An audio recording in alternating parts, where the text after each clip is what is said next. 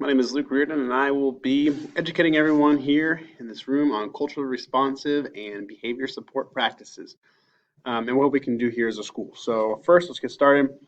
Um, so, what are culturally responsive instructions first? Like, what are the methods and behavior and support practices that we can use? Um, from an article that I read from a guy by the name of Dr. Matthew Lynch in 2011, he quoted it perfectly. He said that it is a student-centered approach to teaching in which the student's unique cultural strengths and identified and nurtured to promote students' achievement and sense of well-being about the student's cultural place in the world.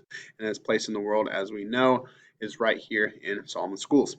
Um, and what are behavioral practices? This is sort of what I took from it, and just generally speaking, this is educational tools that are used to support the culturally responsive instruction that we just talked about above.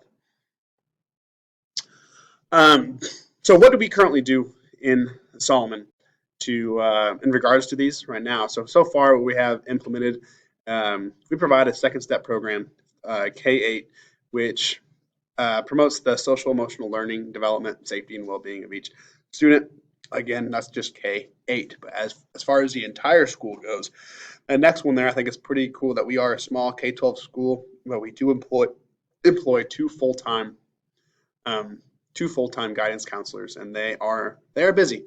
But it is a good thing when we have them available. So we also provide daily intervention time, which allows students to release emotional baggage they may be feeling in a safe place, and to whom they would like to. Now, we'll talk about this in the next slide, but that is a time K-12 has that it's basically a class period. It's about 35 minutes long. They can either work on homework, but we also meet in small groups, talk about things that are going on with each other, and hopefully it's a safe environment for each. But it does allow that opportunity for kids to reach out.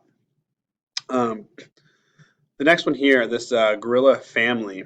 If you're not familiar with that, Gorilla Family is a program started meant to boost the social emotional morale uh, throughout the school, and this is a great thing. This is where kids from different grade levels they get to know each other. So this is K8, and then it's going to progress. It just started, so going to progress as the eighth graders go up to 12th grade. It's going to stay the same. So basically, you are put into a family, so-called a gorilla family, and you are um, with that family all the way until you graduate. So if you are a kindergartner, you will be with the same kids all the way up till you are the oldest in that family. And it's very cool because what it's done so far is it's allowed, kids are passing each other in the hallways, or seeing each other at recess, or maybe just catch a glimpse of somebody at a game. They know those kids in different grade levels that they would not normally get to meet. Some of the things that have benefited, actually, I'll go over that in the next slide, but things that have benefited is attendance at games have increased. Um, attendance at different school events has increased because I feel kids do feel more comfortable around people that they know. And if they know more people there other than just their class, they will, in fact, participate at a higher level. Student intervention teams, this is a big one, and our counselors are kind of in charge of this, but it involves everybody. Um, it's a student intervention team. It's if a kid has any issue at all, as far as maybe they have a failing grade, but they can do better. Maybe they're emotionally hurt for some reason. What this does is gets everybody involved in the school place, and basically puts together a plan that everybody can be on the same page for, and help that student or group in an individual or individualized way. So what is the level of impact? Level of impact, it goes higher than just our school. I think is important. The student, like I talked about here, and the SITS team, and the Gorilla Family, and just providing the opportunity for intervention time. Um, the student is impacted in a very high way, um, culturally, emotionally, or any way that they may feel a need to. And hopefully they can, if we don't know, then hopefully they can reach out, or their parents can reach out to um, properly properly help that child out. But it does start with the student, the teachers. It starts with those two right there, and the teachers and student, and the teachers put together a plan with the faculty or with the counselors to have a plan for that student, no matter what they need. And what that's done, especially the Gorilla Families and SIP programs, that's done is all around improved building relations, not just with student on student, but also teacher on teacher. Because it doesn't, force sounds like a bad word, but it really does help the overall communication throughout the school with the teachers, teachers through staff, teachers through extra staff, extra faculty like counselors, and up into administration because they know what's going on. If building relations and teachers and student relations are all better, this does impact families. I mentioned earlier, like the Gorilla family that we have, it's increased.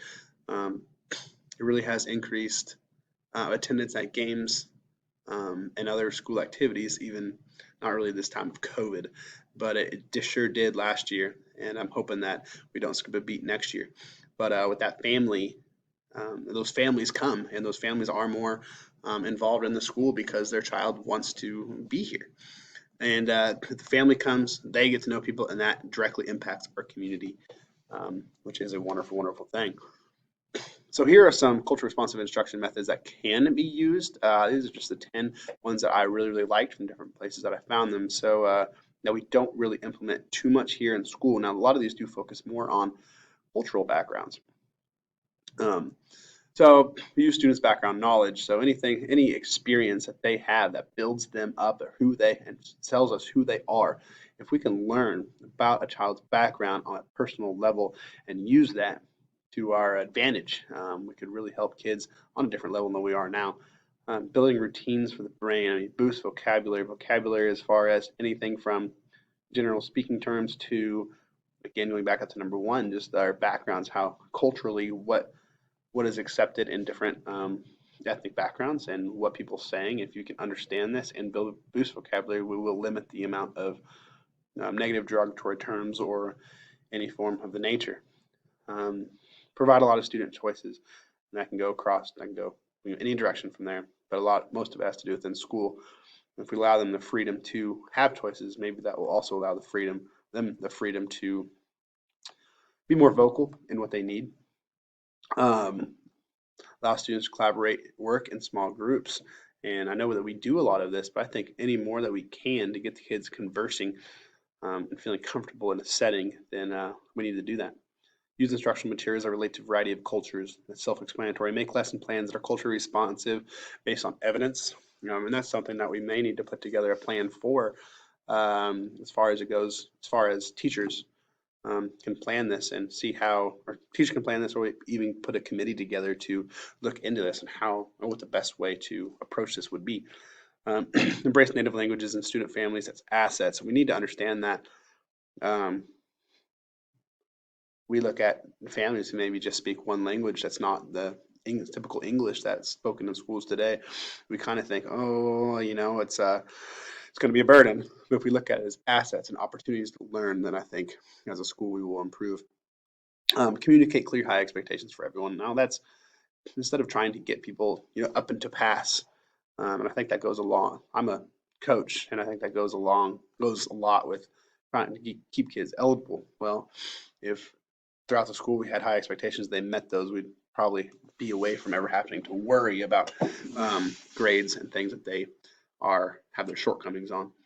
Pronounce names correctly. I did think this was very interesting, especially on the cultural part. Names are attached to identity. And if we can learn their names and say it appropriately and never skip a beat, never have to be corrected, I think that would go a long way. So these are behavioral support practices that could be used compared to the instruction. So teach respect to model caring. That's simple, self-explanatory. Problem solving and not problem students. I love that one. That kind of goes back to this back here, the embracing language as students as assets. There's no problem students. There's only problem solving. If we can solve a problem, the student will no longer be a problem student. Describe the nature of the problem, social validity, equity across all subgroups. But again, we all know that the same is not always equal, and approach it from how we need to will only benefit everybody within. So use data as adjustment implementations. But we can use data and it can say this is the best thing to do. But um, if we truly do use the data and it fails, we need to be willing to go back and look again because we always know that it may not work as it says that it will. Multiple means of representation, multiple means of action and expression, and multiple means of engagement. Those are all pretty well self-explanatory. So now students that would benefit the most. I just listed a few that I thought of. I didn't really go too much in detail this, but I will say students with trauma, minority students, low income students, single parent. I mean, everybody. I listed a few, but if I continue to think and continue to list, it would be everybody. All students would benefit, and that goes back to what I was talking about over here on these different levels here. I say all students would benefit, not only all students, but all level of impact that it could have on the community if we implement more of these instructional response instructions and behavior support practices. More students would benefit. I mean, as it starts with teachers thinking of who needs an issue, goes down to the students, and that just goes to the family, to the school, to the building, help teachers collaborate with each other, all the way up to families and the families infecting that community. And that's what we ultimately plan for, is to make a student a productive member of society and in their community. And if we can do that, I think we have done our job. Which would be the most effective and easiest to implement now from Solomon right now in Solomon schools? I just picked a couple that I really liked and thought that would be very easy to implement. Others, I think we start with a few and slowly progress more in would make more sense. We really dive into student background knowledge. I think that that could be done by either talking to families, talking to the child, counselors who have more information that can release about students. Second one should already be being done. It's teaching respect and model caring. I think majority of us in Solomon do that. But what I want to say is it's important to say it because it just shows the impact that it can have, and it should just a constant reminder to everybody involved is very important. Communicate clear and high expectations to everyone. I think everybody knows to do that. We know to do that, but a lot of times we get caught thinking, okay, I'm just going to get you passing. I'm going to get you eligible. I'm going to get you up to where you need to be so you can do this or that or this.